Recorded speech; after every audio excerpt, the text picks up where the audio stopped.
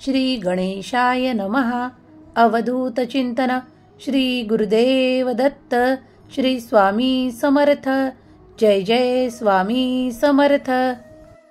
देव म्हणतात, हा संदेश मी तुझ्यासाठी योजना करून दिला आहे, तेव्हा शेवटपर्यंत ऐक आणि या योजनेद्वारे तुला काय काय आशीर्वाद देऊ इच्छितो ते शेवटपर्यंत ऐक.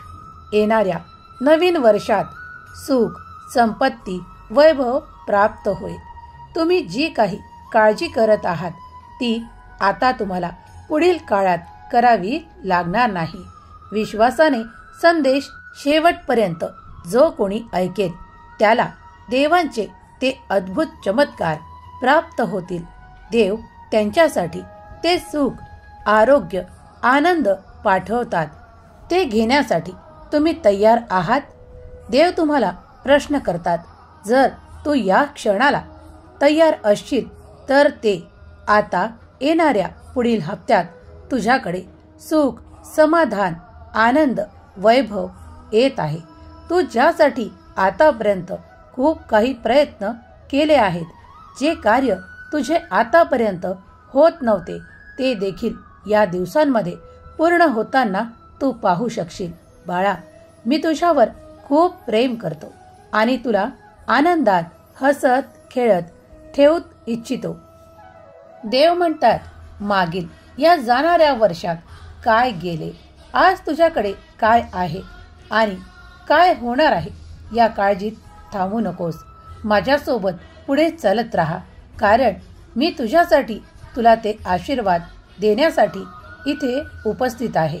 बाळा, जेव्हा तू आपल्या कार्यांमध्ये मन लावशील, तुला जी पुढे जाण्याची इच्छा आहे ती मी जाणतो आणि ती पूर्ण करण्यासाठी माझा आशीर्वाद तुझ्यासाठी भक्कम आहे.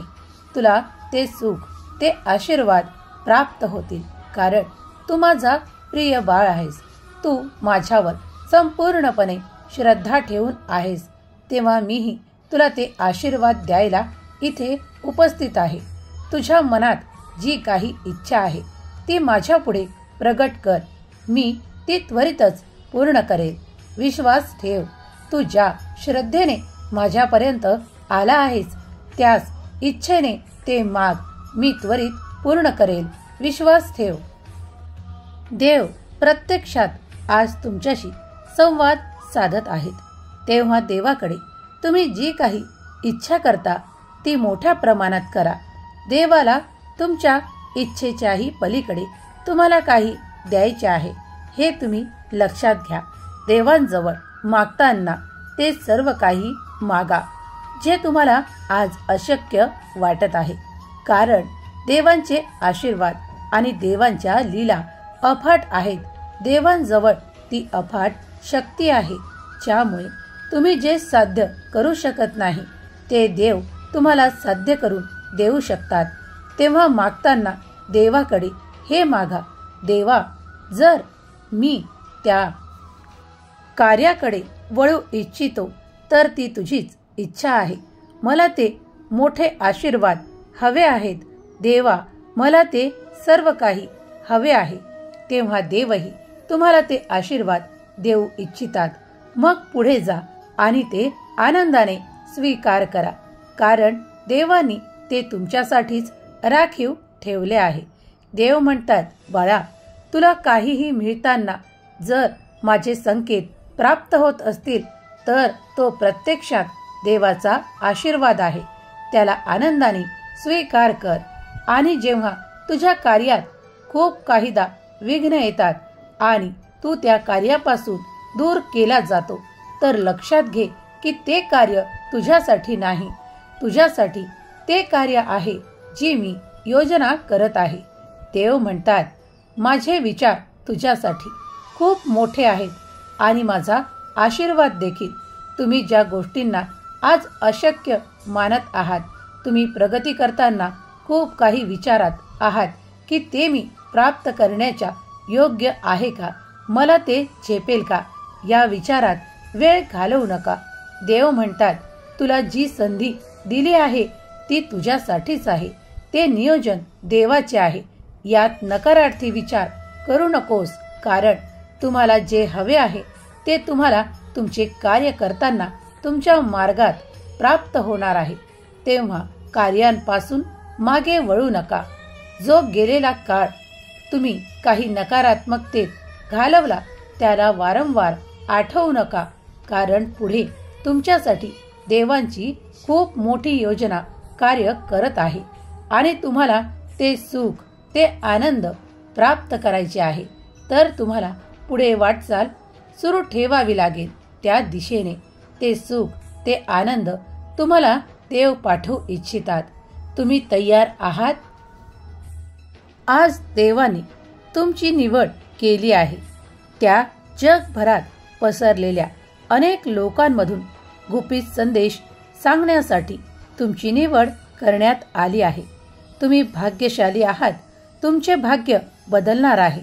देव म्हणतात, बाळा, तू माझा प्रिय बाळ आहेस, म्हणून मी तुझ्यापर्यंत हा गुपित संदेश देत आहे. तेव्हा ऐकताना शांततेत ऐक.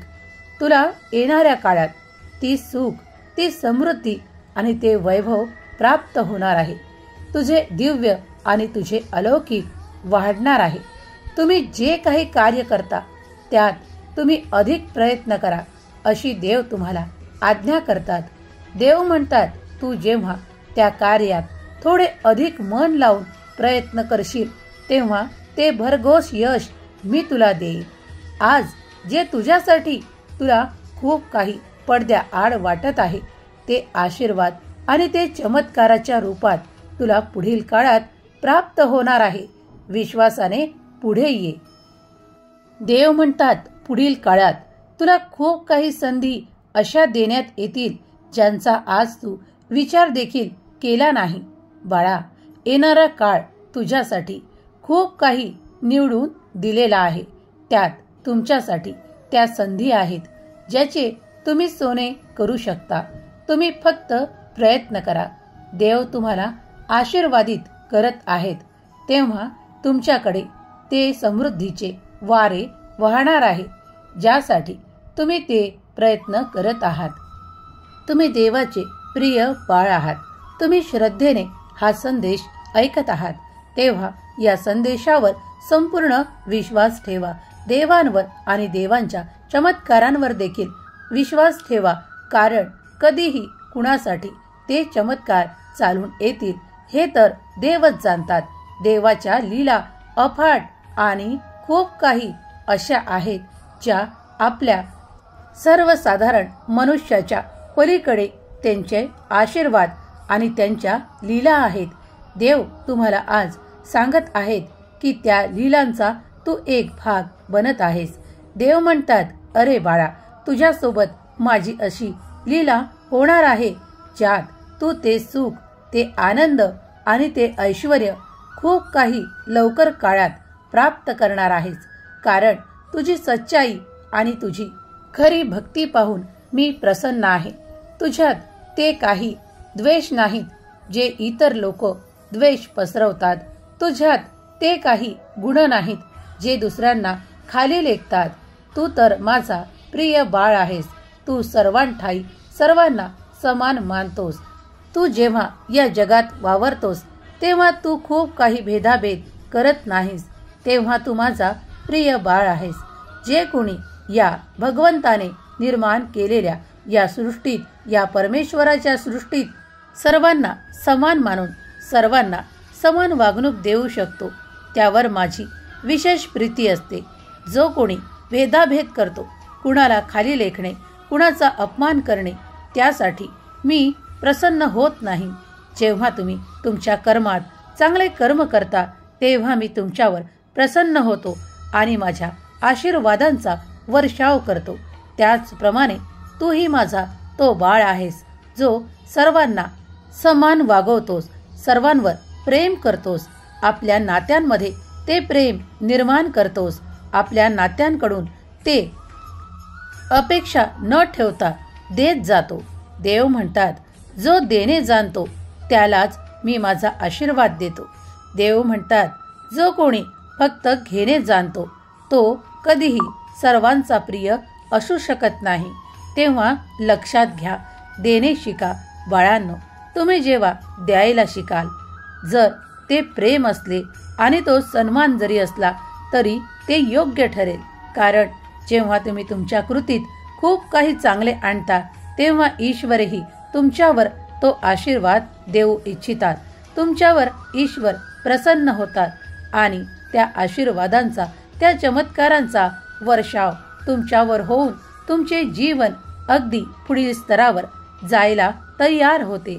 तेव्हा तुम्हीही तुमच्या वागणुकीत जेव्हा लहानांना प्रेम द्या, मोठ्यांना तो योग्य सन्मान द्या, अशी देव तुमच्याकडून इच्छा करतात की माझ्या बाळाने निरंतर सुख समृद्धीकडे वळवल्या जाणाऱ्या मार्गांसाठी प्रयत्नरत राहावे. कुणाच्याही भरोशावर राहू नये. आपले प्रयत्न सुरू ठेवावे, कर्म सुरू ठेवावे. कारण जो अकर्मी आहे त्याला ते प्राप्त नाही. ऐश्वर्य, सुख, समाधान, आरोग्य हे फक्त कर्मगतीलाच प्राप्त आहे. तेव्हा कर्म करत आपले जीवन घालवा. निरर्थक वेळ घालवू नका.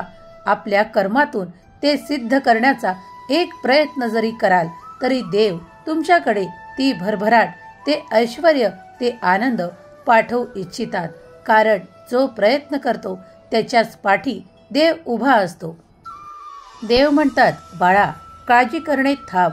तू जर चिंता करत असशील तर ती या क्षणाला माझ्या चरणावर सोपवून निश्चिंत हो. कारण तुझा चिंता करणारा तुझा स्वामी समर्थ तुझ्या पुढे आला आहे. तेव्हा तुम्ही जे काही मागत आहात आता त्यासाठी निश्चिंत राहा. तुम्ही जी कर्म करत आहात ती मी पाहत आहे. तुम्ही जे चांगले कर्म करत आहात तेही मी पाहत आहे. तुम्ही ज्या काही इच्छा मागत आहात तेही मी ऐकत आहे. तुमच्याकडे येणारे सुख, समाधान आता चिरकाल राहणार आहे. येणारा काळ तुमच्यासाठी खूप काही शुभ घटनांनी भरलेला येत आहे. तेव्हा विसरू नका. देवांचे ध्यान करा. देवांच्या नामात राहा. देवांच्या जवळ स्वतःला प्राप्त कराल. देव तुमच्यासाठी पुढील काही काळात असे द्वार उघडू इच्छितात की जिथून तुमच्यासाठी ते सुख, संपन्नता आणि विपुलता प्राप्त होण्याचे काही साधन येत आहे. ज्या साधनामुळे तुम्ही फक्त कर्म करायचे आणि तुम्ही तुमचे जीवन बदलताना, पूर्णपणे त्यात आनंदी राहताना पाहू शकाल. देवांची योजना तुमच्यासाठी काहीतरी अभूतपूर्व आहे. देवांचे आशीर्वाद तुमच्यासाठी आणि तुमच्या संपूर्ण कुटुंबासाठी खूप काही देणारे ठरणार आहेत. तेव्हा देवाच्या आज्ञेत राहा. देवाच्या नामस्मरणात राहा. देव तुमचे जीवन पुढील स्तरावर नेत आहेत. तुम्हाला जी काही कमतरता आज भासत आहे त्याही पलीकडे देव तुम्हाला काही देऊ इच्छितात, ज्यात तुमचे जीवन सुखाने, आनंदाने परिपूर्ण होणार आहे. यावर विश्वास ठेवा. देव सदैव तुमच्या पाठीशी उभे राहून तुमचे संरक्षण करत आहेत. तुम्हाला मार्ग दाखवण्यासाठी तुमचे स्वामी समर्थ तुमच्या सोबत आहेत. तेव्हा चिंता करत थांबू नका. आपले जे कार्य हाती दिले आहे ते ईश्वर नियोजन आहे असे मानून ते कार्य पूर्ण करा आणि देवांच्या आज्ञेत राहा. देवाच्या नामस्मरणात राहा. देवाच्या नामस्मरणात राहिल्याने तुम्ही तुमच्या जीवनात ते खूप काही परिवर्तन पाहू शकाल. पुढील काळात तुमच्यासाठी खूप काही संधी येत आहेत, ज्या आजपर्यंत तुम्ही कधी विचारात देखील घेतल्या नाहीत. ती भरभराट तुम्ही या दिवसात अनुभव कराल. कारण ते सर्व देवाचे नियोजन आहे आणि तुम्हाला पुढील स्तरावर नेण्यासाठी देवाची योजना कार्य करत आहे. देव तुमच्यासाठी पडद्याआड कार्य करत आहे. देवाचे कार्य कधीही थांबलेले नाही. ते अविरत सुरू आहे. अगदी या ब्रह्मांडाचे निर्माण झाले तेव्हापासून आणि ते असेच सुरू राहील. देव म्हणतात, माझ्या प्रिय बाळा, मी तुझ्यावर माझ्या आशीर्वादाचा आणि प्रेमाचा वर्षाव करू इच्छितो. तू त्यात न्हाऊन निघ आणि तुझ्या ज्या काही कल्पना आहेत त्या पूर्ण होताना, त्या सत्यात उतरताना तो पाहू शकशील. बाळा, काही काळ तुला प्रयत्न करावे लागतील. मग मोठे यश तुझ्या दिशेने देवदूत घेऊन येतील. कारण मी त्यांना तशी आज्ञा करेन. तेव्हा तू तुझे कार्य न थांबवता सुरू ठेव. कारण मी तुला मार्गात जेव्हा ज्या क्षणाला तुला विश्रांतीची आवश्यकता असेल त्यावेळेस मी तुला ती विश्रांतीही देईल. तुला जेव्हा माझ्या अस्तित्वाची जाणीव हवी आहे तेव्हा तीही देईल. आणि जेव्हा तुला माझे अनुभव हवे आहेत तेव्हा ते देखील मी तुला देईल. विश्वास ठेव. श्रद्धेने आणि भक्तीने तू माझ्यापर्यंत आला आहेस तेव्हा ती कमी होऊ देऊ नकोस. हम गया नहीं जिंदा है या वाक्यावर तुझा आता अधिकच भरवसा बसणार आहे. कारण तुम्हाला येणारे अनुभव आता देवांचे येणार आहेत. तेव्हा तुम्ही निश्चिंत राहा आणि तुम्ही ज्या अनुभवांसाठी देवाकडे प्रार्थना केली आहे ते आता तुमच्यासोबत व्हायला लागतील. कारण तुमची श्रद्धा देवांवर आहे. तेव्हा देव तुमच्यासाठी ते अघटित आता चमत्कार घडवायला तयार आहेत. ते स्वीकारण्यासाठी तुम्ही सज्ज असावे अशी देव तुम्हाला आज्ञा करतात. बाळा, मी तुझ्यावर खूप प्रेम करतो आणि तुला असाच आनंदात हसत खेळत पाहू इच्छितो. तेव्हा सुखी राहा. तू आणि तुझे संपूर्ण कुटुंब ज्याप्रमाणे माझ्या आज्ञेत आहात, माझ्या नामात आहात, तसेच निरंतर राहा. सुखी राहा. तुमचे कल्याण होईल. ज्यांनी कुणी देवावर पूर्ण संपूर्ण श्रद्धा ठेवून हा संदेश ऐकला आहे त्यांच्या मुलाबाळांना देव सुखी ठेवत त्यांच्या घरी, त्यांच्या कुटुंबात ते आरोग्य, ते आनंद, ती समृद्धी, ऐश्वर्य त्यांना प्राप्त होत. हीच स्वामी माऊली चरणी प्रार्थना. श्री स्वामी समर्थ. जय जय स्वामी समर्थ. हा संदेश, हे मार्गदर्शन जर तुम्हाला आवडले असेल तर या दैवी संदेशाला लाईक करा आणि नेहमी जर तुम्ही हे संदेश ऐकू इच्छिता तर चॅनलला सबस्क्राईब करा. हे ऊर्जावान संदेश तुमच्या जीवनात तो नकारात्मक प्रभाव कमी करून सकारात्मकता वाढवतो आणि तुमच्या जीवनात ते आनंद प्रस्थापित करण्यासाठी हे संदेश ऐकल्यानेच तुमच्या जीवनात ते सकारात्मक परिवर्तन होताना तुम्ही पाहाल. या संदेशाच्या माध्यमातून तुम्ही तुमच्या देवांच्या अगदी जवळ स्वतःला प्राप्त कराल आणि ते आशीर्वाद तुमच्यावर कार्य करायला लागतील. ते चमत्कार तुमच्यासोबत व्हायला लागतील. तेव्हा या संदेशांना कमी लेखू नका. देवाच्या आज्ञेने हे तुम्ही ऐकत आहात. विश्वास ठेवा. श्री स्वामी समर्थ लिहायला, नाम घोष करायला विसरू नका. देव तुमचं कल्याणच करणार आहेत.